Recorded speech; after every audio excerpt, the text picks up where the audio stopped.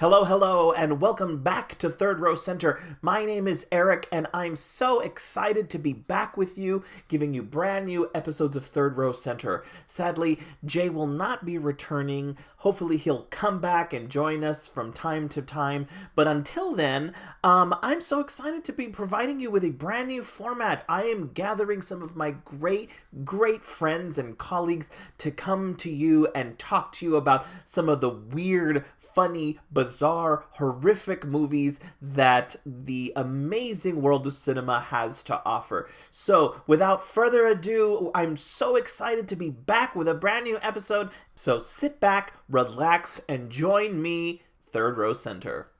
Hello, hello! Welcome to Third Row Center, the podcast where we take a deep dive into Kathy Bates' fried green tomatoes as exposed in the critically acclaimed About Schmidt. And today we're watching the one where Kathy Bates is a #1 fan and stalks her celebrity crush. No, not Rob Reiner's Misery. We are watching 2002's Unconditional Love. Wise men say... Champagne in one hand, a microphone in the other. His name, of course, is Victor Fox. Welcome to Max, Victor Fox is here in Chicago. Grace's life is about to hit a low note. Victor Fox was found murdered this afternoon in Chicago. We have to talk, Grace. I don't want to be married anymore. And just when she lost all hope... What am I gonna do? Sorry you lived with him for 25 years, but you'll survive. Not Max. Victor Fox. She set out to find herself. I'm going to his funeral. It'll be in England. I'll leave tonight. It wasn't until I read your poem that I realized why I was here. I'd forgotten about unconditional love. I came on impulse as if there was something that I had to do or to know, and I think you're part of it. Are you DS? You were Victor Fox's valet, weren't you? Get off my property, American Trump, before I call the This police. isn't your property. Victor Fox left me this house, this land, and all his worldly possessions. He says that Victor and he were lovers. Victor was... Yes? No.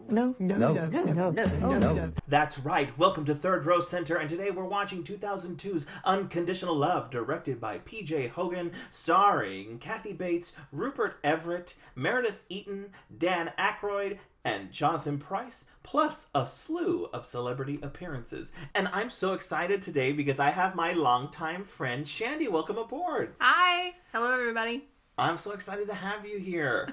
We do this all the time. You and I will sit down, watch a movie, and then we have talks. But we've never actually been able to record one. No, you've never put a microphone in front of me, no. Yes! What have I done? Exactly, it's a mistake. So I'm excited to have you here. Shandi, you and I have known each other a long time.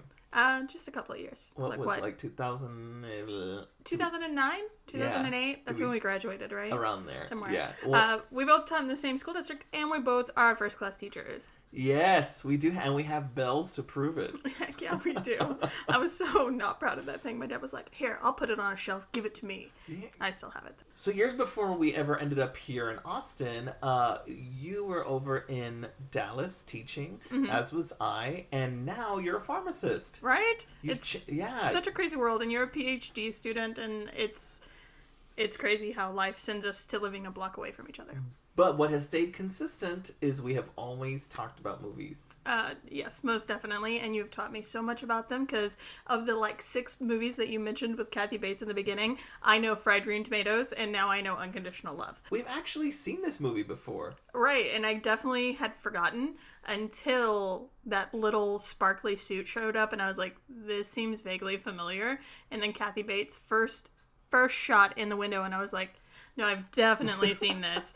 And then throughout I'd be like, oh yeah, here's a plot point that's coming back to me. But I still didn't remember it all. Yeah. So. This is a weird movie. And yes. It didn't surprise me that when we were watching it, you were like, wait, it was all coming back to you now. But it doesn't surprise me that you recognize it, because this is one of those stock movies that I have that I'm like, okay, friend, you need to watch this movie. I don't know why. I I don't think I'd say this is one of my favorite movies, but it is a funny movie for me to revisit. Probably at least once a year, is it, that I'll watch it? It's a weird movie. It is. It's like you can't determine what it wants to be. Yeah. I think that's the thing for me, is it just kept going, oh, this is what we're going to do. And then just kind of take you down a different path. And, so that's what I would think of it. Yeah. No, that sounds right. I don't remember when I first... I think I used to see this movie on HBO or Cinemax when I was in... There's not enough skin for this to be on either one No, of those. it was like on HBO or Cinemax. I don't remember. I think me and my mom stumbled upon it one time because my mom loves Kathy Bates. I've told you over and over again that she was the first one to introduce me to Misery. And to this day, it's one of our favorite movies. And, she doesn't understand why I love scary movies. And I'm like, well, you're the one who showed me Kathy Bates in Misery. And she's like, see, I like Kathy Bates.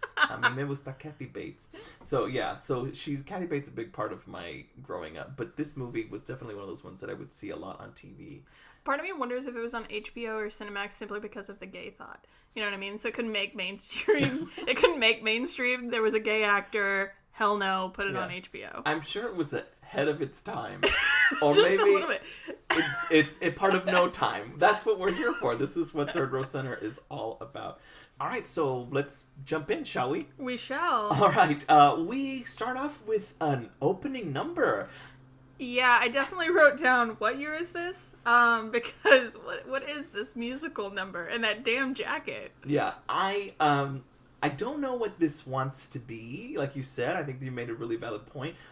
Is it a musical? I think it's kind of like a jukebox musical because it's all of these old-timey songs, right? But it starts off with kind of like a pseudo overture with Victor Fox, played by Jonathan Pryce, who I know from the film Evita and sadly from the tragedy that is the original Miss Saigon casting on Broadway. Like I said, I know nothing.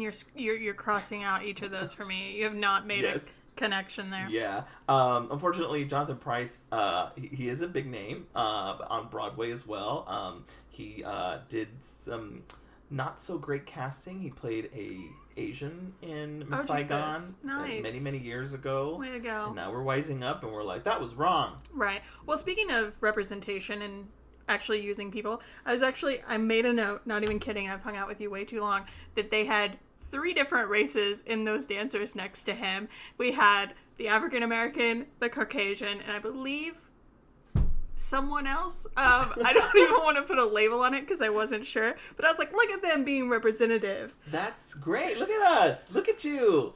You have my Latinx studies has rubbed off on you. You know a lot about Viagra and Latinx representation.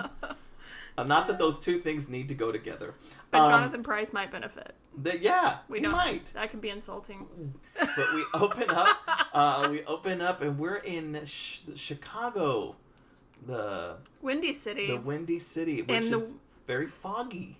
Apparently, dancing on the clouds. Have you ever been to Chicago? No, not yet. I want to though. I've been there twice. It is the Windy City. It's fun. I do enjoy it, but I never saw the thick of the fog like that. But maybe I just was never too high up in those high rises that they have. Either that, or it's just movie magic. Movie magic. That might be it. Because from the fog will emerge. Well, yeah, you're right. Maybe it is movie magic. Because from the fog will emerge, I don't know, Adrienne Barbeau and Jamie Lee Curtis. But I digress. Right away, we see the lives of Kathy Bates and Dan Aykroyd. Kathy Bates is playing Grace, while Dan Aykroyd is playing Max. Right, Max. And all I kept thinking was, okay, we're going to have a comedy, Dan Aykroyd. And then he doesn't. This is a very different role for Dan Aykroyd. So we get the day in the life of Max and Grace, where Grace is just kind of cleaning up, getting organized. They're starting off their day, and from the minute it starts, we notice right away that Dan Aykroyd's character Max is not feeling it. Something's going on. He's got something on his mind. Definitely. She's watching something along the lines of The Today Show or Good Morning America, and her favorite singer, the man that we saw singing earlier in the Heavenly Clouds, is Victor Fox, is coming to Chicago, and she's so excited about it. He's going to sing to her. Do you have a celebrity crush, like a Victor Fox kind of person? I don't know that I do, but I will say that I'm starting to realize that if certain people are in a movie, I will watch it. Yeah. Like I watched Modern Love yesterday because Anne Hathaway was in it. Yeah. So I was like, hey, she's cool, but I mean, not really. Yeah. I think singer-wise, Gwen Stefani is my favorite. Oh, really? She's been my crush since 1995. And when she made a pact with the devil to look exactly the same. Till the day she dies. Yeah. Don't crack. That shit is bananas. I almost made that joke. Oh, good. We're on the same page. So basically what happens is they're having a giveaway, and Kathy Bates is calling in to try and win tickets to see Victor Fox. And if she wins, Victor Fox, her celebrity crush, will sing to her. She calls in, and she is one of the winners. Have you ever tried to win a contest like that before? Oh, I definitely tried and definitely failed. Never even got remotely through to the line. Never. Just busy signal. I actually won something along those lines. Oh, snap. My local television station raffled off tickets to VIP experiences to see Vicki Lawrence and Mama, a 2-woman show. I'm sorry, what? And I won! Who the heck is that? Mama from Mama's Family. Oh, seriously? You won? Yeah. I'll be honest, there was probably like 20 people that called in. It was an email, and I emailed from like 5 different email accounts. There it is. And I was an odd child. I don't think anybody in South Texas was chomping at the bits to see Vicki Lawrence and Mama, a 2-woman show. But I did win, and I got to see Mama from Mama's Family. Oh, that's amazing. That actually is a really cool, cool story. I digress. Max comes into the living room, and he tells Grace, hey, we need to talk, which is never a good sign. Right. No, definitely. And I just love the fact that she's on the phone. She's gotten through. You know what I mean? And he's like, we need to talk. And I seriously thought we were still in Comedy World. So I expected her to just be like, and just completely ignore it. And so it was kind of a twist for me where I was like, all right, tell him you want the tickets. Tell him your name. Yeah. And all I kept thinking was, this is customer service. That guy's just sitting there going, hello, and getting nowhere. Well, it's just so devastating because what he wants to tell her is, we need to talk about our marriage. Mm-hmm. I want a divorce. Right. Let her win the fucking tickets, Dan Aykroyd. Like, let her, at least you heard her say, I won. Right. Let her win that thing and then divorce her. But you're right. I like that the guy's like, hello? Yeah, like, what? Yeah.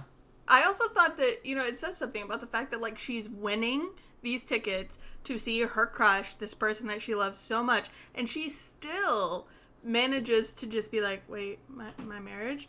So to me, it kind of shows her priorities, so I thought that was interesting, because I really did expect her to just go the opposite direction and just be like, screw you, and move on. Yeah, it's so sad. It's so sad because they're talking about it, and he says, we need to talk about our marriage. Well, shouldn't we have talked about this sooner? What's the problem? And he responds, you're the problem. Yeah, it's harsh. What a harsh statement. Yeah. Yeah, I don't even know where to begin with that. It just... I don't know where to go. So basically Dan Aykroyd has this kind of like monologue where he was basically looking at this window washer on the building. He starts to talk about mortality and the fact that he really isn't living anymore, right? Like that guy goes out there and risks his life every day to wash those windows, and he really isn't living anymore, and he needs to leave. Right. And thus the plot begins. Here we go. So the plot begins, and we are introduced to Maudie, who is played by Meredith Eaton, who is a little person. Right. And so you were... What an attitude in such a small package. Like, for real. I just love the contrast, especially when they're sitting there at the table, and Kathy Bates is like, oh, they never look at me. And she's like, well, they always look at me. And then we get the waitress who's actually from... I always think of her from Monk, right? And just that attitude is just... It just cracks me up, where she's like, why are you treating her like this? I just thought that the dichotomy of it all was just hilarious. They're a great duo from the beginning to the end. Right. And we'll see a lot more of their dynamic together throughout the picture. Right.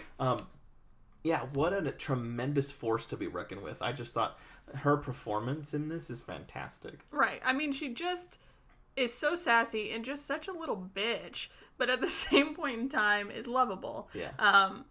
Her squeals can literally just... Oh, yeah. Take a shot every time she yells. Oh my god, please do. You'll be drunk by 10 minutes in. Yeah, it makes the movie even better. What you said is perfect. I love the parallels between her and her daughter-in-law. The idea that Kathy Bates says, they never see me, and her response is, they always see me. Right. Take a picture. It'll last longer. It's incredible. They're talking about what's going on. Grace explains that Max is leaving. It shocks Maudie, and her life is basically, falling apart. What can she do? Right. And throughout, we get this incredible soundtrack. What did you think about this soundtrack? I just kept thinking, who sings originally all of these songs he's singing? And I was like, is it Elvis Presley? Is it, like, I could not place any of them, mainly because it's just not my, it's not my wheelhouse. But that's what I kept thinking was, it's just so iconic. Like, all of the songs but they're just, like you said, always in the background of almost everything you do. Like, they're iconic songs. Yeah, speaking of background, sorry for the Texas Chainsaw Massacre that's happening outside, but there's somebody doing yard work around us, so you'll hear that from time to time. But it's not as lovely as the sounds of Barry Manilow. But we move on. Grace is distraught. She's back at home. She's very depressed. She begins to have a fantasy of what it would be like to dance with Victor Fox. Do you have any fantasies of dancing with anybody, like a celebrity? No. Okay, I don't either. I can't even bite into that for you. I think I could say I had dreams of celebrities. I've had tons of dreams of me being on The View. Right. Yeah, and those cause me a lot of anxiety when I wake up because Barbara's never happy with something that I've said. But Joy and I are best friends, and that makes sense to me. I can see you two being best friends. So what? So what? Who cares? So she's very sad. She's having these fantasies, and she's kind of just going throughout her day. She sees the same window washer. He peeps through his head. He smacks his head up against the glass. He's gonna have to wash that again. Depending on how oily that forehead is. Like, seriously. You missed a spot. Yeah. And for Grace, she takes a huge leap. She makes the decision to call back that television studio and say, listen, if you knew me, you would know I could never do something like this. Right. To me, that sounded like something you would say. That's so true. I would tell them, like, no, I swear, I usually don't do this, but I need it. I need it so badly. And for her, that is a huge thing. Right. No, it is, to take the chance to put herself out there, basically to inconvenience anyone else, I think. And so she's trying to prioritize herself, which I think is a big step. Yeah, she's taking care of her grandson, Pokey. And they never explain that name, which bothers me. We don't have any context. No. Is this a nickname? Is this an actual name? How does one spell it? Like, the whole thing just bugs me. At first I thought they said Hokey, which made... I literally have on my page, Hokey. But the baby's name is Pokey. Yeah, we don't get any context. The only Pokey I know is the horse from Gumby. Were you allowed to watch Gumby when you were little? Gumby is probably allowed, but we didn't watch it. I know that it's a little green character. I know it has a horse. All I kept thinking... Pokey is the horse. Right. So all I kept thinking about Pokey was it came as a result of a pokey. You know what I mean? Like, that's all. That's all I got. I like that. That's all I got. How did you get here? Well, that's a funny story. It's my name, actually. We get a little baby montage where grandma and grandson are spending some time together. She's singing to the baby. I love how she goes through all of the albums and she's like, oh, do we need holiday? No. Do we need romantic? Later. Yeah, romantic Victor. Yeah, exactly. It was great. And I could see someone actually doing that, which makes it even better. Yeah, it's very sweet. And you're wondering, why do we get that montage? Well, I'm not from Chicago, and I've definitely never lived in a high-rise ever, or skyscraper ever in my life, but the window washer's like creeping in on them. It's kind of odd. It's very strange to me, and there's a reason why I couldn't live in a house with all windows, just period. Well, first of all, even if I lived in a high-rise, I would have curtains. Oh, yeah, but I mean, then why are you paying for the high-rise? Like, I can open and close the curtains when I want to. That's because you actually do. Yes. Most people just leave that closed. Yeah. I don't know. I'm learning about people. I'm learning. Let's be honest, though. If you could actually afford to live there, right? Because that's what I kept thinking as they keep gaining apartments with windows, high-rises. You could probably afford those actual, like, screens that, like, scroll down, and you just program it, and you'd be like, all right, middle of the day, all of everything else. But, yeah, I mean, there's no privacy, especially when you hear, and there's that window washer just peeping his little head. Yeah, that was odd. Yeah. That was weird. So after they pass through that, Grace's son comes to pick up the baby. Mm-hmm. We get a little bit of a moment where they're having a conversation about, like, how the world isn't safe. He's very... Right, I was confused. It's not safe here. And he's lived a sheltered life, and I think Grace is realizing that she did that to him. Okay. That I guess that was the purpose of that conversation. I think now that we're actually discussing it, I think I'm getting a little bit more. Because at first I was like, why is it not safe here? Like, what has she done to create this problem where she doesn't feel safe? Yeah. Then later they kind of referred to her, like, going to a mental hospital or something. Mm-hmm. You know what I mean? Like, the daughter's like, put her in a blah. Oh, yeah. The stupid daughter. I don't understand the purpose of that character. Right. Like, I don't get it at all. That'll probably be the only time we discuss the character. So, but no, he says it's not safe. But then, like I said, as we're discussing it, I think it's this idea of when she went to get Pokey, he told her, be careful down here, right? And so now she's there. So I think they're just trying to set up this idea of there is this unsafe aspect to kind of give you like a kind of a heads up that something's going to happen. Like, things aren't safe. Things aren't safe. But I don't know. Yeah. I think one of the reasons I find this movie so appealing is the fact that Gracie believes in signs. And I'm not talking about Mel Gibson, Abigail Breslin signs. I'm talking about, like... Give me the foil. Yeah. Signs from the universe, signs from God. And she really thinks that the ticket will come. The ticket will come. I kept thinking Little Charlie Bucket. Yeah. Like, where's my ticket? Golden ticket. Although she had on the blue shirt, so she reminded me of Violet. It was a whole Willy Wonka thing there. She's kind of chubby, so then we got it with the other little kid.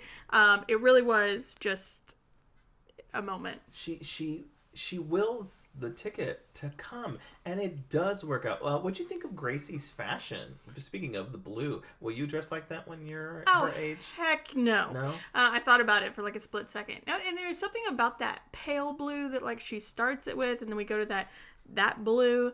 The entire thing, I kept thinking, when in the world was this filmed? Because I could not place it with the fashion. The fashion was just so out there. Yeah. And then later I realized it was 2002 because on the thing it said like ages, you know, like date of birth, year of death. Yeah. So I was able to place it, but no, completely threw me off. I was like 70s. Yeah. Yeah, like this was bad. So not a fan of the fashion. No, definitely not. Definitely not. That's there's too many sequins for me. I like just a plain straight look. Let's be honest, the fashion's kind of out there, and I really don't understand how they placed that in 2002. Flat out serious, like all of it. But you know, I have to give it to her. She worked it okay. Yeah.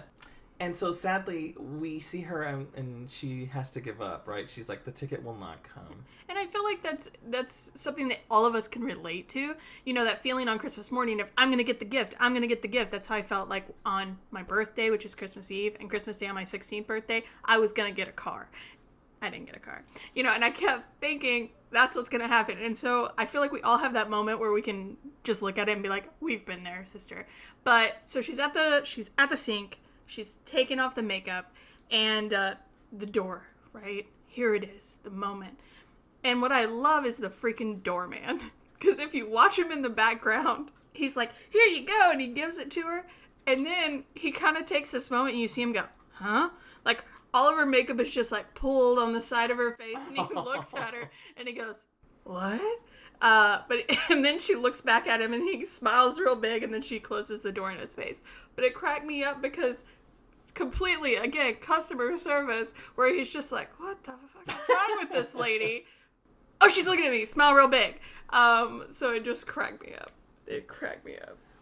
Like you said, the doorman comes and gives her the ticket. Right. Which we know isn't going to effing happen. This random television guy magically turns 5 into 6. He's answering for, you're one of the 5. Please hold. You're one of the 5. Oh, wait, now there's 6. Yeah. I know ticketing. That would never happen. Yeah. We will suspend disbelief. But she gets to go to the TV station. Yes. She's meeting up with Raven's teacher from That's So Raven, the Spanish teacher, or I literally have. Like, there's so many well-known, like, at least recognizable actresses in those 5. Yeah. Now, granted, I can't probably put them in an actual show. I don't know her name. But I literally look at these 5 people and I'm like, oh, you're familiar. You're familiar. Well, that was, I only recognized Raven's teacher from That's seriously? So Raven. The lady at the very front, I think, is in Orange is the New Black. So they're waiting. They're so excited because Victor Fox is going to sing to those women, and suddenly you kind of see like little lingerings of things might not be working out. He might be showing up. Something has happened. We just don't know what it is. Right. Fast forward to a grocery store, and we find out over the PA system as Gracie is shopping for groceries is the fact that Victor Fox has been murdered by the crossbow killer. What a villain. Crossbow killer. Of all the weapons to have. I know. Like, what are we looking years into the future, all the way to The Walking Dead, and they're like, that's it. Crossbow killer. I like that. You take out a walker or a lounge singer. Exactly. But what I love, though, is so you have all of these people that are, like, walking around, right? And then they all just stop and kind of look up. And it reminded me, I'm not even kidding. So I was in New York City, in Times Square, not lying, when Michael Jackson died, okay? And it came out, and it's running that ticker tape around, Times Square, and people are literally stopping, staring, and crying. Like, it was one of those, when I saw that, I was like, oh my God, this reminds me of when Michael Jackson died. I did not have that response. Like, love Michael Jackson, but I'm not, connected in this way. But people were. Yeah. It was just crazy to me to see everyone just stop. And I was like, yep. Definitely have been there in that moment. So I had the same experience when Michael Jackson passed away. I was picking up my ex at the airport, and she said that they announced it over the airplane, that the captain came on and announced it over the airplane when they were landing. Yeah. And then, of course, every time a Golden Girl has passed away, I get private condolences from every family and friend member that I have. Well, listen, we know they're important people in your life. They have been. And then every time there's a hoax, or every time, for some reason, Rue McClanahan's death continues to come up on people's like memories and walls. And people will be like, I'm so sorry Rue McClanahan died. I'm like, yeah, she died a couple years ago. But every year, without fail, somebody will tell me they're sorry Rue McClanahan passed away. Well, Betty White continues. Yes. She lives on. Live on. Gracie gets the news. Grace gets the news in the marketplace, and all of a sudden we just see the edge of her grocery cart just smack into several layers of Cokes and sodas. Something glass. And she just falls to the floor. She is beyond despair. Yeah, she's completely gut punched. I mean, that's hysterical. Oh, yeah. That is the funniest shit. If I need to get that as a GIF, if I could make GIFs, if anyone out there can make a GIF of Kathy Bates just fainting in the middle of the grocery store, I need that in my life because I can use it on so many levels. But it was like she couldn't get it. Do we actually see her fall, though? No. Well, all you see is the like bottom of her on body. the ground, yeah. right? So, yeah. It's awful. So, Meredith Eaton's Maudie shows up, picks up Kathy Bates. She's freaking out, and she thinks it's because her husband's left her, but in reality, Grace is freaking out because, of course, Victor Fox has passed away. They make a decision to go under the city to kind of go see everything. And I didn't know this was a thing in Chicago. I did not know that there is a city, and then underneath it is a passageway to God knows where. I had no idea. No clue whatsoever. It's not really a touristy thing, I think. I don't know. That's my question, though. Yeah. Is it actually a thing, or is this just movie magic? Oh, I think it's a thing. Is it? Because it cracks me up that at first it's like super busy. She drives it. Be careful. Yeah. Then the second time it's like packed, all get out. And then it's empty. Listen, I went and stayed in Chicago with my friend Anne, and she can tell you I was fascinated by the concept of basements. Yeah, we don't have. We don't have basements. No, in we Texas. don't believe in basements. We There's barely no believe basement in attics. in the Alamo. That is truth. That is truth. There is no basement in the Alamo because very rarely you're going to find a basement in Texas. Yeah. But it is It is something in Chicago. We go to the bar. Grace meets up with a barkeep that says that Victor Fox had just left and drank out of that glass, and he sells that glass to her. And he mentions... Oh no, I was just going to say, while they're walking down into the bar, you notice that Maudie earlier has been at the hospital, right, with her anxiety attack. And she's freaking carrying around her breathing bag with her. Like, it cracks me up. I'm like, this is this badass bitch, but she's got to have her anxiety bag just in case something goes wrong. And then she's going to offer it to Grace a little bit later. But it cracked me up that she's just, like, literally carrying around this, like, little breathing bag to make sure she doesn't get overwhelmed. So while they're sitting there, the barkeep mentions... Yeah, Victor Fox actually said, a life lived in fear isn't much fun. And Shandi, you have that tattooed on your lower back, right? Oh, heck yes. In many different languages. In comic script? Yes, definitely. And then I just put a little heart right above all of the eyes. That's cute. Know? Yeah, it's my life motto. We'll post it on our Twitter. Of course, definitely. No, I think, if anything, I probably do live in fear a little too much. Yeah. Fear is healthy. A little bit. A little bit of fear. But yes, it could stifle your life experiences. Agreed. No, I thought that was a really good point. Like, life lived in fear isn't much fun. And because of that, Grace makes the decision to go to Victor Fox's funeral in England. And she hops on the first red eye over there. To Lark, which I now realize is in freaking England, because I was like, what the heck is the Lark from Lark? Because they refer to Victor Fox as the Lark from Lark. Right. And so it was nice to be able to put a place to that. And now you know, Unconditional Love taught you. Yes. Not just what Unconditional Love is, which we're going to get to. Oh my God. But what the Lark is from Lark. The plane is experiencing a ridiculous amount of turbulence. Freaking Mary Poppins out of nowhere. And... She sits right down next to the Queen of Genovia, Julie Andrews herself. Did you recognize Julie Andrews right away? 100%. Really quickly. She's got a sleepy mask on, but you knew. That voice is... Well, it's not even the voice. I mean, she's just... Again, she's just a person that you look and you go, oh yeah, that's... Now, for me, it's Mary Poppins, and then I kind of make connections outside of that and go, oh yeah, Julie Andrews. But I do love, though, that she manages to get her ass in the cockpit like a badass. She throws up and just closes that bitch. And people don't even ask any questions. They're just like, oh, there she fucking goes. Well, she's... Julie Andrews is... They're experiencing all that turbulence, right? And she says something along the lines of like, well, turbulence it's good. Mm-hmm. It's very, very healthy or something. Right. And then it shakes even more and she's like, but enough's enough. Right. She gets up and like you said, like a badass. Storms the cockpit. Yeah. And she goes straight in there and she's over the microphone again. And we're over the microphone and she begins to sing Getting to Know You. Mm-hmm. And Grace... starts to kind of sing and amp up the people in the airplane. Right. And there's a couple behind them. This couple says, Julie Andrews is in the cockpit. And the guy goes, thank God. I actually made that note. I don't know. I think if I were in a plane with that much turbulence and Julie Andrews was next to me, I would think I was dead. Because that's how life works out. The famous celebrity explodes in the airplane. Right. And I'd be like, I'm dead. Yeah, this was the wrong plane. Or I'd be like, I'm safe. I'm with Mary Poppins.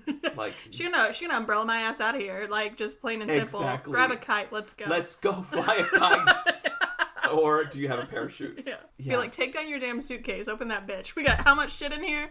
Mary Poppins the fuck out of that bag. Supercalifragilistic. Again, if I did not hypothesize this earlier, this to me is one of the gayest movies I've ever seen in my life. In all the right, beautiful, beautiful ways. Right.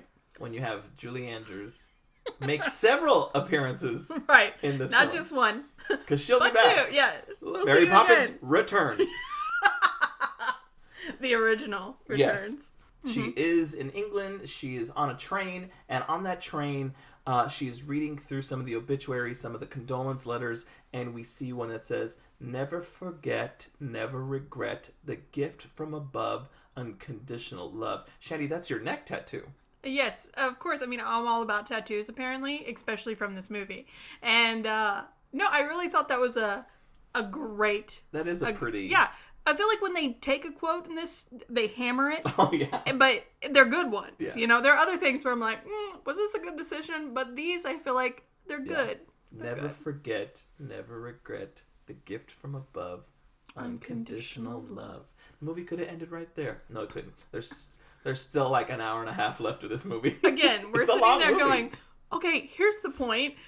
So the point is, she's gonna go meet this guy. No, the guy's dead. The point is, she's going to go find herself in England. And that's where we're at. So she reads those things. She reads that poem. She's affected by that poem. She goes to a flower shop. Right. And Eliza Doolittle isn't there, but she asks if she can go ahead and have a bouquet of flowers created, or a wreath created that has that poem on there. And the flower seller says basically, I can't do this. Somebody already has that poem. I didn't know that was a rule of flowers. I did not know that was a rule either. Can we not put condolences on more than one card? Like, yeah. For real. Like, sorry for your loss can only be written once. After that, you have to say, sorry for your grief. Sorry for your... You know what I mean? Like, what? Yeah. This makes no sense. Well, and she gets that information, and she's like, well, maybe the person who has the wreath will let me pay half of it. Again, I think the sentiment is nice. I still would never do that. I mean, I've only bought somebody's meal behind me at Chick-fil-A only one time in my life. Knowing my luck, it'd be my family behind me. Oh. So then it would be like, and that bill is $100. I'd be like, it's $5.25 before. Yeah, that's the kind of luck I have. Yeah. I would not be on the plane that's crashing with Julie Andrews. I would have... Let's be honest. I'm only buying the meal behind me if it's a Fiat. Then I know there's two people in their max because no one else can fit. Or a motorcycle. Yeah. Oh, a motorcycle. Brilliant. Yes. Just one person. A kid's meal. God, it's amazing that I am, this makes me look so good. Yeah. So the idea of buying someone else's food is dependent on price. But I digress. She gets a hold of the guy. Yeah. She gets a hold of the guy who wrote that poem. Yeah, and you just have to talk about what she does. These are tragic times. And in tragic rules times, change in tragic times. And the lady gives her the guy's information, but she does warn her. She's like, just so you know, the person who wrote this, you don't want to get mixed up with him because he's the valet. And thank you, Downton Abbey, for teaching me what the fuck a valet is. The valet. The valet. The valet. And we already get this idea of something's going on with this valet person, the valet. But it cracked me up the minute that she talks to him on the phone. I knew who this actor was. You knew it was Rupert Everett. Minute. I was like, oh yeah, that guy. I only know Rupert Everett from Cemetery Man. It's a scary movie that he did a long time ago. See, I can give you two movies for this. What are they? So you've got My Best Friend's Wedding, right? Yeah. And you have the one with Madonna. Where, what is it, like My Best Friend's Baby or something? Like, basically... He is a good best friend. Right, but isn't it, like, what is the one with Madonna where he's a gay man, but he gets her pregnant, right? Golly. You don't know this movie? May have stumped me. Well, maybe that's the next one we see in the podcast. Oh my god. Maybe I'm wrong. Maybe. Well, Rupert Everett plays DS, who we find out is the writer of this poem, and it stands for Dirk Simpson. Definitely thought it said Doug. Did not understand the English accent at all. Dirk Simpson. Kathy Bates goes up to the house, and she basically injects herself into his life. Right. They exchange words. He wants this frump of an old lady to get off of his lawn, and she's like, "You're a valet without a car, and you're a life without a point." What a comeback! Yeah. Like, a life without a point. And we see these suspicious little heads popping up behind like the gate or trellis, and it's Victor Fox's family. It's his three sisters, and they keep popping out of God knows where. Yeah. There's one, like whack-a-mole. They just pop out. We meet one of the sisters, Nola Fox, who's played by acting royalty Lynn Redgrave, and they basically just kind of adopt her and take her in, right? And they go for tea. Right. They think she is some famous person, so they're trying to kind of woo her, because we eventually find out that Grace is the only one who's been able to get even nearer to the house, to get somebody to open the door to the house. They keep trying to drive it home that Victor was perfectly normal, and he had a normal childhood, a normal everything. He is normal in every sense of the word, and that he was a ladies' man, always good with the ladies, a big deal with with the ladies. Girls. Girls. That was good. That was a good impression. I love that when they... Sorry. We gotta stick with this monologue there. We're a perfectly normal family. We have a flirtation with psychiatric issues, but perfectly normal. Perfectly normal. Normal. That's really good. Yeah, they do a fantastic job. They're a fun little group of characters that we meet. The reason that they hang out with Grace as much as they do is they really think that she is some kind of recording artist, or like, not a recording artist, but some kind she's of like producer. a record executive. Record or something executive. Along those, yeah. And when they find out that she's a fan, they're so pissed off. They dismiss Grace. So I love how the music, like when they're realizing this, the music in the background actually just stops. Like it goes completely 100% silent. I don't know what was on before that, but then they start with this song, right? Yeah, and it's Tom Jones. Right. Well, no. Obviously, Nola knows her Nola own says, brother's voice. It is definitely Victor Fox. And Grace responds, Tom Jones is good, but he's no Victor Fox. Right. And she is irate. She's angry. And the little waitress that made me think of, what's her name from Downton Abbey? Like the little calm little waitress was like, she's like, actually, no, ma'am. It's Tom Jones. I put the disc in myself. And smack. Yeah, just slaps the shit out of her. I mean... good acting on everybody's part. Sound effects, that was flawless. Or she really hit her, because it looked and sounded amazing. But they're upset. They send out Barrymore to go check on, which it just makes me laugh because I think of Drew Barrymore, but they send out Barry to go check in with Grace, and basically they recruit her. They're like, hey, you actually got into the house, like you actually got the door to open. Can you help us get them out? Yeah, you must have influence over him. I love that. Like, you have had one interaction with this man, but you have influence. Just great. Yeah. So in the process, they make this conversation about how they have spoken with Dirk, and Dirk is saying that that Dirk and Victor have been lovers for over 10 years. Right. And of course, they don't want that to happen. In fact, they're trying to kick them out. So they recruit Grace to do that. Grace recognizes what is going on, and she calls her family back home for legal advice. Mm-hmm. She talks to Max. The family is freaking out. They want her back. Right. And she's like, no, listen, I need legal advice. And they're thinking it's about the marriage. They're thinking she's delusional. They think she's, broken into this man's house. She's flown off the handle. They think she's crazy. But what she's really trying to do is she's asking her lawyer husband, like, hey, what are my legal rights here, so I can start to figure out how to help this guy. Mm-hmm. Because obviously she has deduced that he's telling the truth already. Right. Like you said, the hypothetical, like the way she sets this up, and the fact that she doesn't even like fully clarify, she just hypothetically just completely helps throw her under the bus with everyone else. I also love the 90s moment there, or maybe 2000s, where she runs over and she just picks up the other line, a thing that we used to do, and it's something you can't do anymore. You're like, what's happening? Put it on speaker, put it on speaker. Let me merge the calls together. Right. Yeah, it's not an option anymore. But they basically come up with the legal defense of Liberace, right? Like Liberace and the chauffeur, they had a relationship. He had to establish the fact that there was a relationship. So there we go. We get another Maudie scream here when she mentions that DS might be Victor Fox's gay lover. We get an amazing yell from Maudie. And again, take a shot when she does that. Right, you're already 2 sheets to the wind, but keep going. Yeah. At this point, Grace breaks into the house, makes the men who are living in there food, makes them breakfast. She's cutting the grass. She's fixed the hot water heater, or the hot water service, as they say. And she's chopping wood. There she is with that hatchet, and they do this nice little like background, like... Bonus points for you. Yes, I guess that's our homage to Misery. Yeah. So she does infiltrate. She does break into Dirk's life. Dirk kicks the guys out, the other 2 squatters that were in there, and he leaves the door open, invites her in, and they bond immediately over Victor Fox's gay history. Right. Creepy ass house. Yeah. Like Liberace in the bedroom.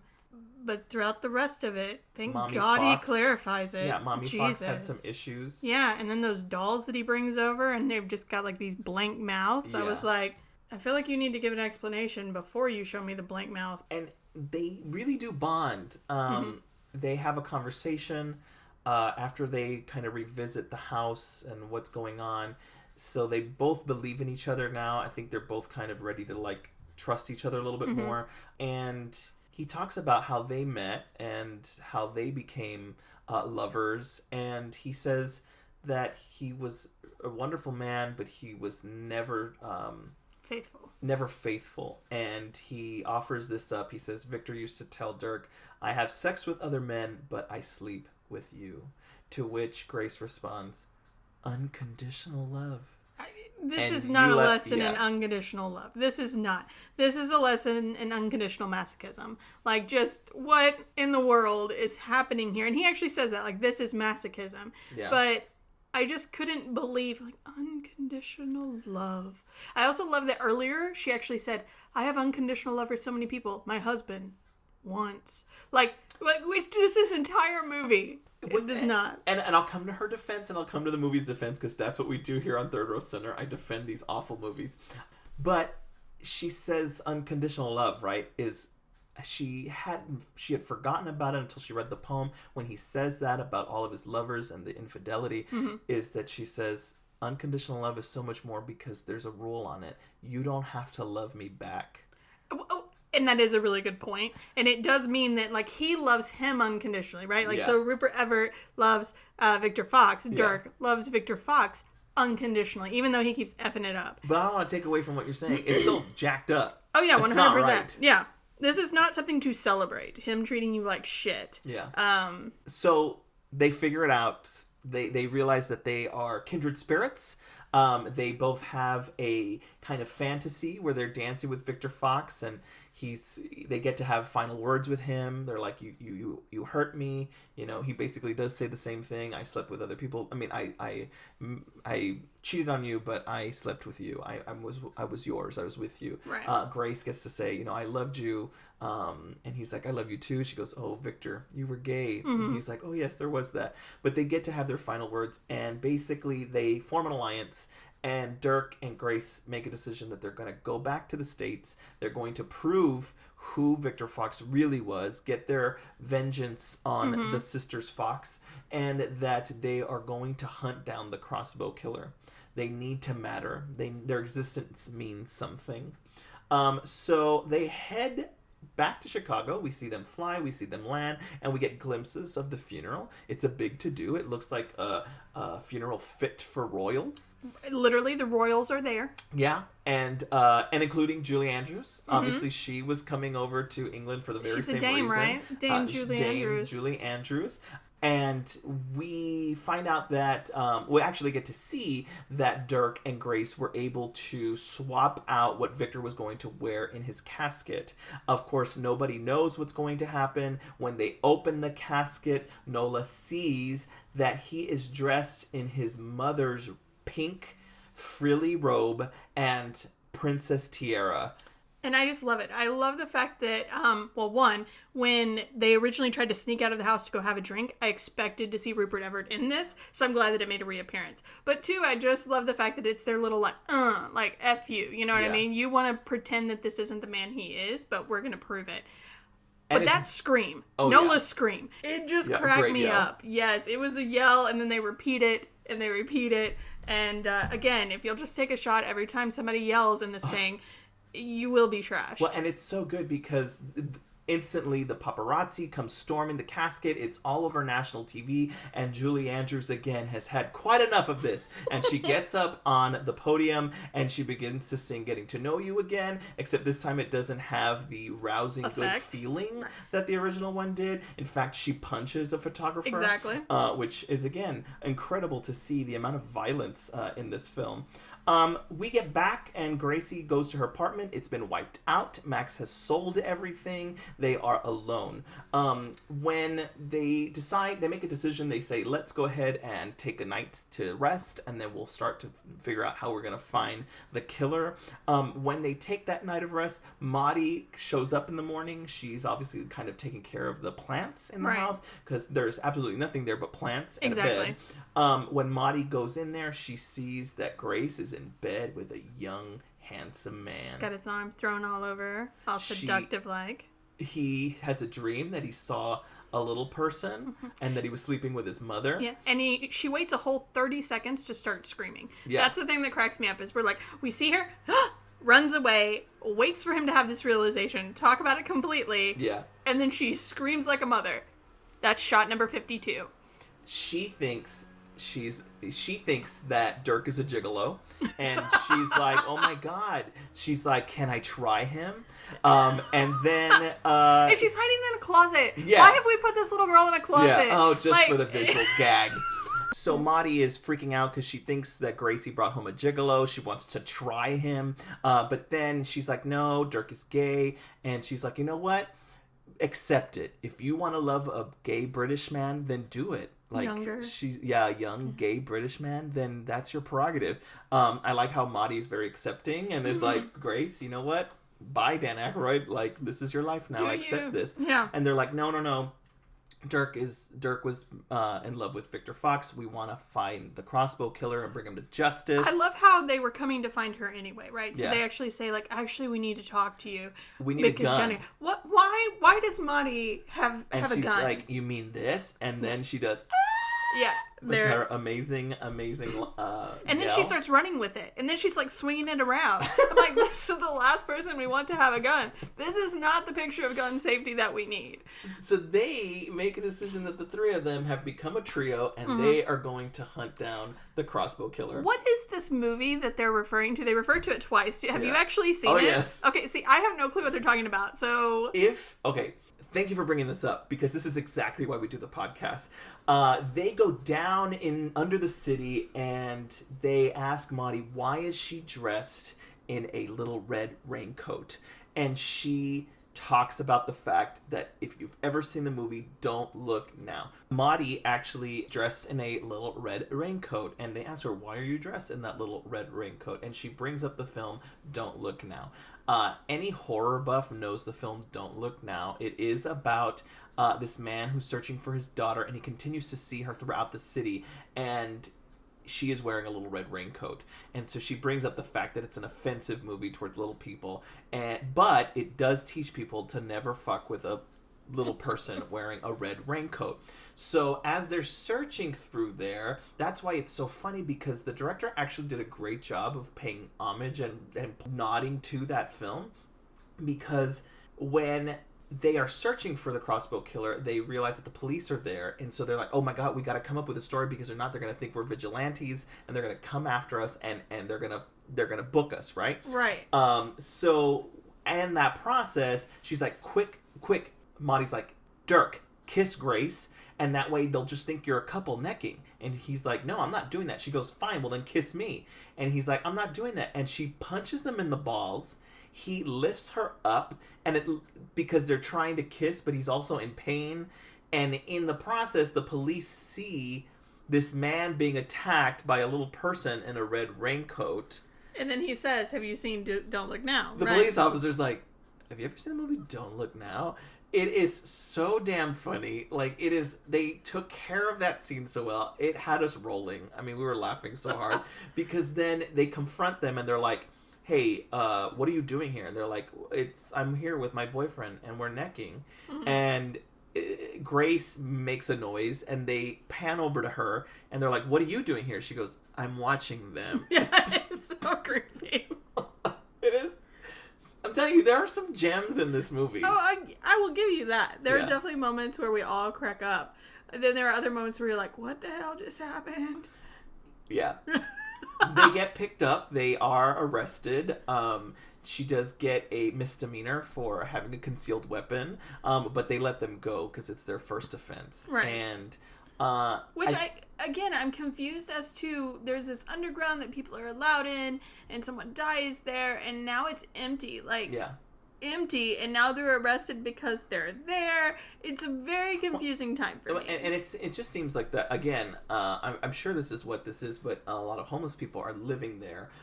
We're here in the middle of the road, basically. Maudie embraces with her husband. It sounds like they're going to work it out. He was scared for her. I think he realized how much he loved, because they were having marital problems as well.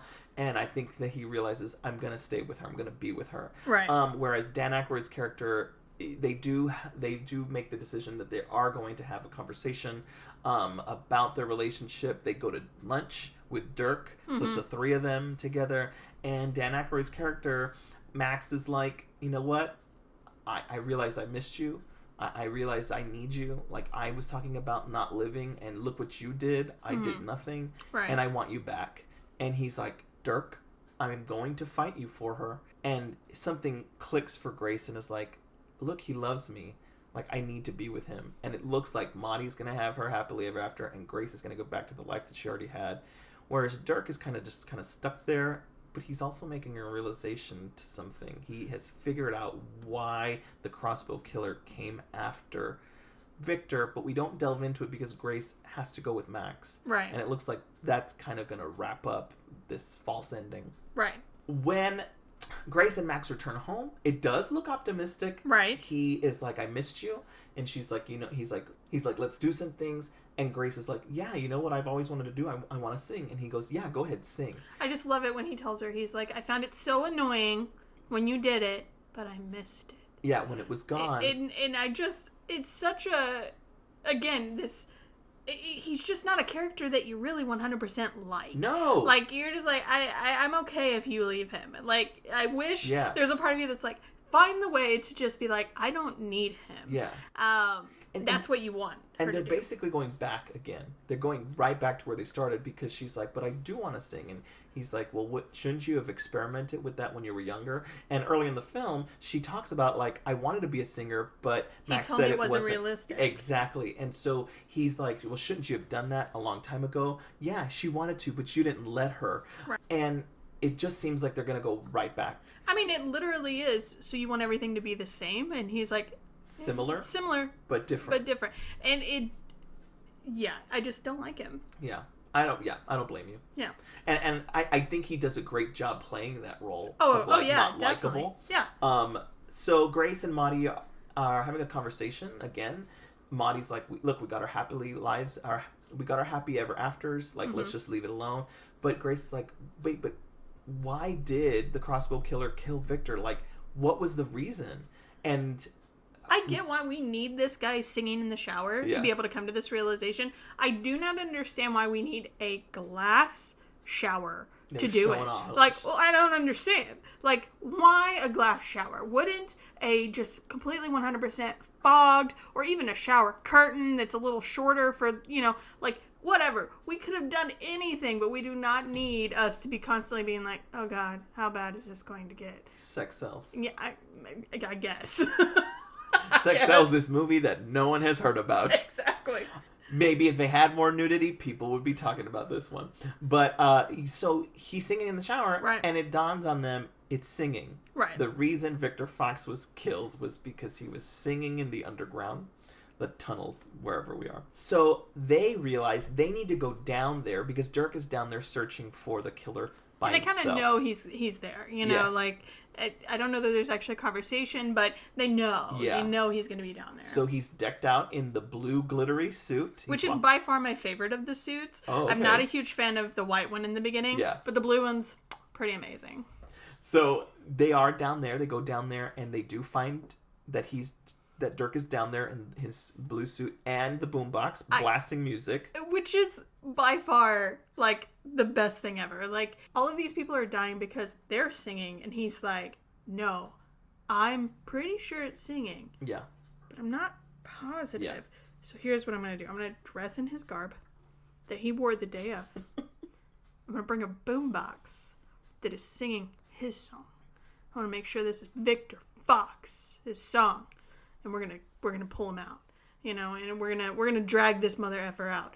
And then you see the guy sit up, The minute that it happens, you feel this, like, all creepy, horror story, like, just coming through the chasms of God knows what, and this man just sits up. How dare he sing in this place? And the big reveal, bum, bum, bum.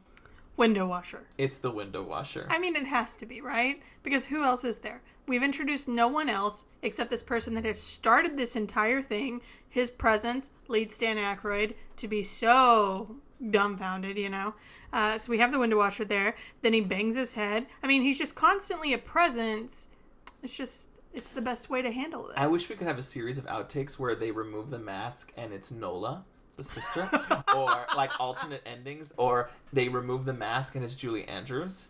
Oh, that'd be better. Like, she was just so upset with the amount of violence that she saw on the Getting plane. to know you. And then she couldn't stand Victor Fox. Like, she was stealing her singing glory.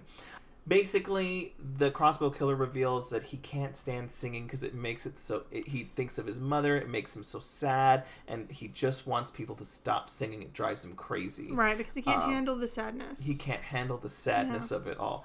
And so he says, I remember you were singing to the baby the other day. What song were you singing to the baby? Was it I Can't Smile Without You? I love that song. And she's like, no, actually it's... Everybody else is like, yes! And they were like, yes, it was. Yeah. It was that song. Yeah, right. And they sing, and we have the ghost of Victor Fox singing along with them. Right, in the background. And we basically go back in time and we see how he was shot to death by the crossbow killer. When they stop singing, they use that opportunity to seize the crossbow. Right. And hilarity and the pursuit ensue. They both reach for the gun.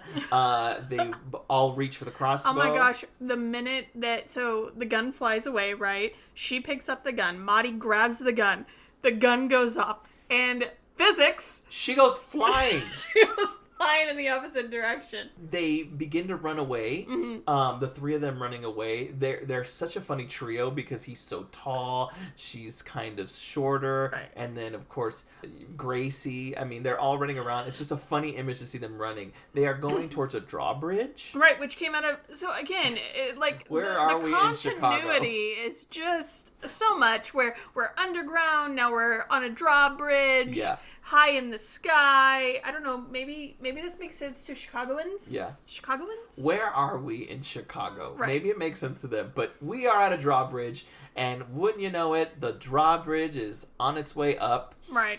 It's lifting up for a passing by boat, and they have to climb up. They barely make it in time. Dirk is on the edge, and he gets shot in the ass with a crossbow. They make it to the other side, but the crossbow killer jumps across. They are holding on. Grace is holding on. She is the lifeline. She's the only one holding on. Maddie is holding on to a media. What is that in English? Like a scarf or a tight. Yeah, it just keeps stretching and stretching. Yes. And they are holding on for dear life, and Grace is the only one that's holding on. He is getting his crossbow ready to go.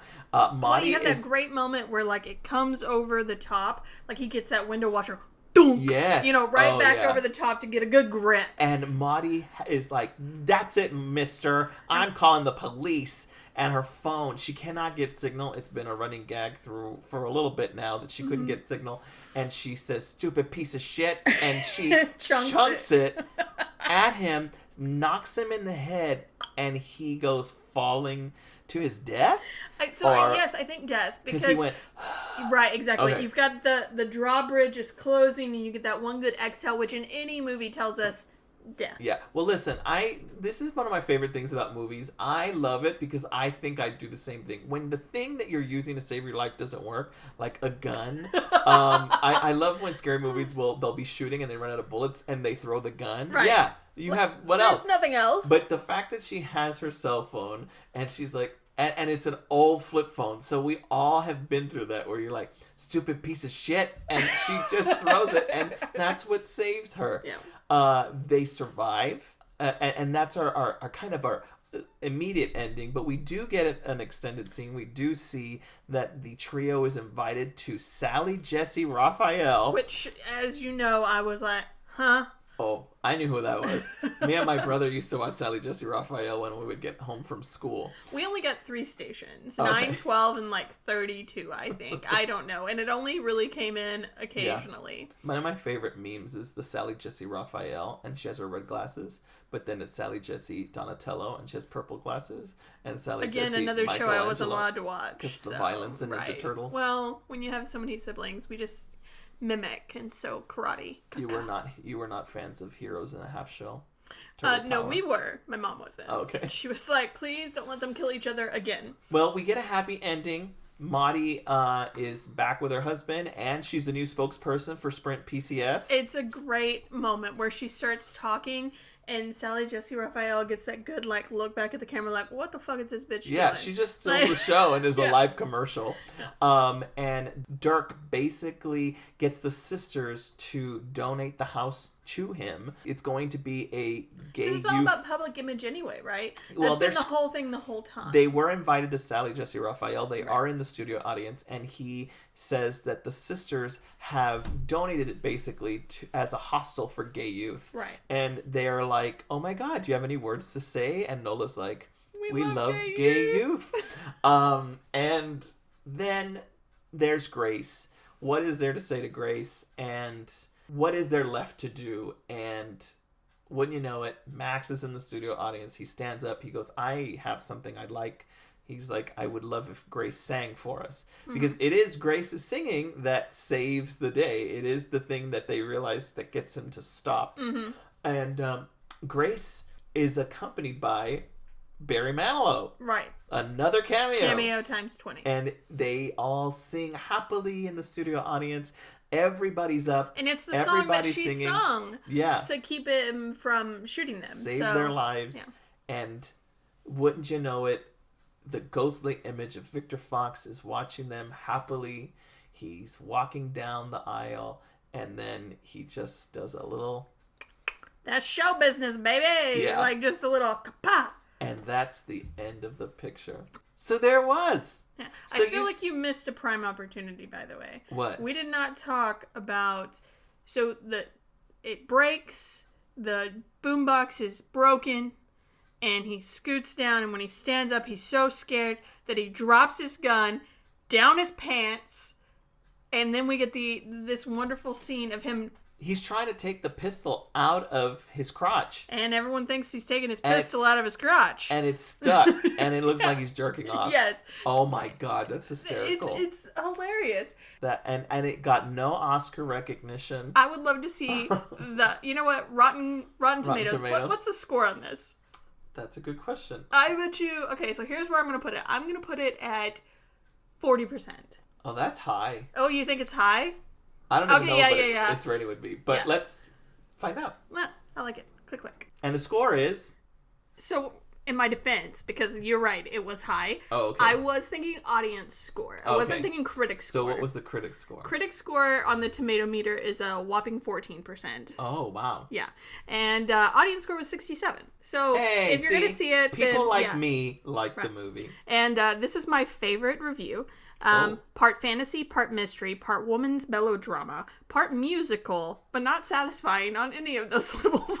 Oh my God. So again, no one can quite figure out what it was. That is an incredible review. I think we're gonna start to do that. I think that we need to read some Rotten Tomatoes. You just need one. Yeah. So I guess, how we wrap up things at Third Row Center is we kind of ask the magic what if, right? Like, if you were facing this situation, what would you do? So my person, I don't know how I would respond if Patti LuPone were murdered by a crossbow killer.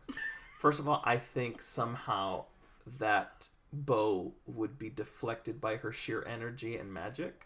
3 times I told you not to. 3 times I told you not to puncture me with a bow.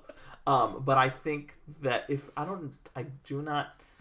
I love her, but I don't know if I love her enough to go across the country. To attend her funeral? Across the world, yeah. Would you go to attend her funeral? No, how would I get in? But that's not the question. Think about like when Michael Jackson died, when everybody dies. Oh, yes. These are huge events. No. There are people outside. You would not travel to go stand outside. No, I wouldn't. Betty White? We don't I bite my tongue. Oh, but yeah, we don't I'm not do allowed that. to do that. But no, I would write a very nice post about my feelings. Yes. But I would not. But she's in a very different place. Like maybe if I was a middle-aged person, and I don't know where I'm at. Maybe at if point. you fantasized about them nightly. Yeah. Joy Behar's funeral I'll go to. Because obviously I have too many dreams about her. Would you go on this epic adventure? No. Now what about Dirk's situation? So would you go and try and track down... And try to avenge my Here are partner's the what-ifs. killers. Yeah. I would like to say that I would. Yeah. But at the same point in time, no. I think we would... So we're not in the world, right? We're not in the world of crazy melodramatic, what comedy, whatever we said this was. But I think we would do what we needed to do. We would set up the flyers. We would invest. We would do our own. We would help the police. Like we would do the. I'm not going to go vigilante sign. Yes, yeah, no. Do I want to go buy a red raincoat? Yes. By all means. And that raincoat is not like a regular run-of-the-mill raincoat. That is a leather, like, hardcore, sexy-ass motherfucking raincoat. To Catwoman black suit, that is the shiny red leather. Yes. Red leather. Red leather. Yellow leather. We also started something here on the podcast that I do want to continue because I think it's a great idea. The first film that we ever discussed here was Death Becomes Her, which starred Meryl Streep. Mm-hmm. And we started talking about people who deserved Streepies. There are a version of the Oscars. Okay. Who do you think deserved a Streepy in this film? In this film. I'd have to give it to Maudie. Oh, yeah. Maudie, 100%. Yeah. Her screams will forever haunt my dreams. Just because, God, it's so shrill. Yeah. But she's funny. She's a reason to watch the show. As much as Kathy Bates is Kathy Bates. Yeah. But she definitely she's a gem. She's incredible. I don't think that you have this movie and even get it the 67%. Yes. Without her. I agree. Yeah. And I like to... So, definitely, she's my person who I give a Streepy to. But I have to give an honorable mention to the waitress that gets slapped by Lynn Redgrave. Yeah. Her acting, when she got hit, was like... I mean, like, she forgot 8th grade algebra. Like, it's out of her system because of how much she got hit. Let's be honest, what probably happened is, you know how like half of everything that's amazing is improvised? Yeah. So she probably was just supposed to say, "No ma'am, it really is Tom Jones." And then the response was just like, anything under the sun. So I would break the Streepy in half like like in Mean Girls. In Mean Girls when she breaks up in the crown. And I would give half of it to Lynn Redgrave's hand. To her hand only, and to the maid's face, because the two of them together are an incredible duo. I think who gets best cameo appearance? Julie Andrews. Yeah. And she punched a paparazzi member. No, I'm sorry. The best part about that is when the flight attendant like falls because there's so much turbulence, and she just comes walking through there and just slams that thing closed. Like, what you gonna do? Such swagger. Yeah.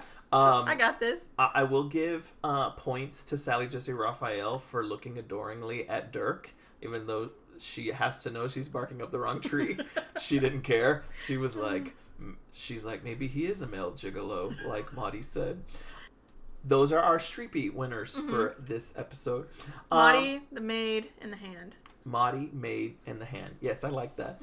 Yeah. I guess waitress, but still. Waitress. So yeah, those are our winners for our Streepies this episode. And finally, we end things out with... I think we're going to kind of tweak it, because I used to ask, should this movie be immortalized? Should it be in a time capsule? And I just don't think that this is even going to get on the Richter scale. But do you think who would you recommend this movie to? If you could put this movie on a pedestal just for people to like see, would you do it, and who would you offer it up to? I don't know that I could. Mainly just because I don't know how to sell it.